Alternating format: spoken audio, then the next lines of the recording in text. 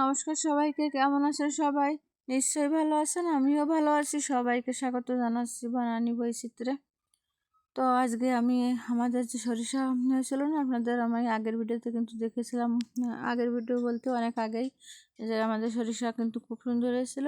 তো সেই সরিষা এভাবে বস্তায় ভরে ভরে আগে কিছুটা আমি বস্তায় ভরা ছিল, সেইগুলো আমি আজকে রৌদ্র দিয়ে এভাবে পরিষ্কার করে নিচ্ছি। আর দেখেন এখনও বস্তায় কিন্তু সরিষা ভরা আছে, আর এখনও খেতেও তো আছে। তো আমার এই ভিডিওটা কিন্তু আসলে এখনকার না, বেশ কিছুদিন আগের ভিডিও। তো আমি অনেক ব্যস্ততার কারণে ভিডিও এডিটও করতে পারছি না, দিতেও পারছি না, আর কারো ভিডিও কিন্তু দেখতেও পারছি না। আপনারা তো বুঝতে পারছেন, আমি বলেছিলাম আমার ঠাকুমা মারা গেছে, তারপরে আমার দাদু মারা গেছে। তো সব আর কি সব দিক দিয়ে আমি আর কি ভিডিও দিতে পারছি না।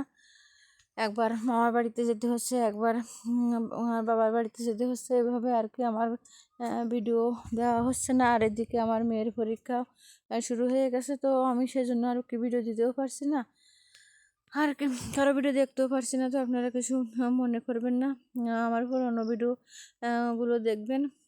আর আমি সময় পেলে আপনাদের ভিডিও অবশ্যই দেখবো। দেখেন আমি এই যে সরিষাগুলো কিন্তু কথা বলতে বলতে আপনাদের সাথে এইভাবে এই যে ঝেড়ে ঝেড়ে উপরের যে সরিষার খোসাগুলো আছে ফেলে দিয়ে সরিষাগুলো পরিষ্কার করে নিচ্ছি।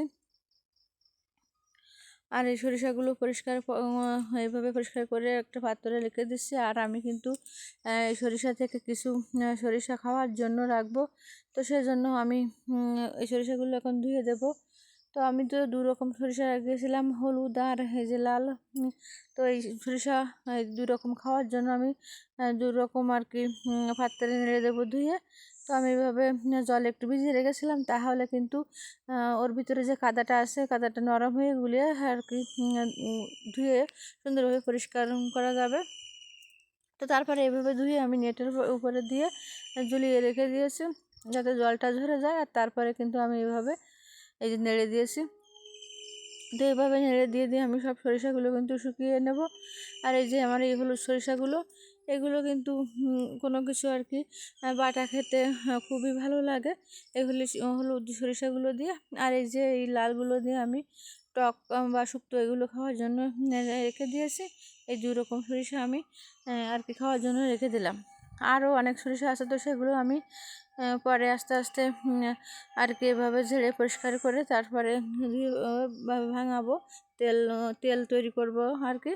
তো এদিকে কিন্তু এখন এই আমের গুটিও পড়ছে। তো আমগুলো আমি এই যে অনেকগুলো কিন্তু ছালা হয়ে গেছে, আর কিছুটা ছেলে নিলাম। তো ছেলার পরে আমি ধুয়ে একটা এই যে বস্তার উপর নেড়ে দিলাম আমগুলো শুকিয়ে, তাহলে পরবর্তীতে কিন্তু টক খাওয়া যাবে। আর এই যে এই সরিষাগুলো আমি পরেও কিন্তু ধুয়ে দিয়েছি তেল তৈরি করব বলে। তো আমার আজকের ভিডিও কিন্তু এ পর্যন্ত। কেমন লাগলো আমার আজকের ভিডিও কমেন্টে জানাবেন, আর ভালো লাগলে লাইক কমেন্ট শেয়ার করে দেবেন। আর নতুন যারা দেখছেন আমার চ্যানেলটিকে সাবস্ক্রাইব করে আমার পাশে থাকবেন। আর পুরনো বন্ধুদেরকে ধন্যবাদ আমার পাশে থাকার জন্য।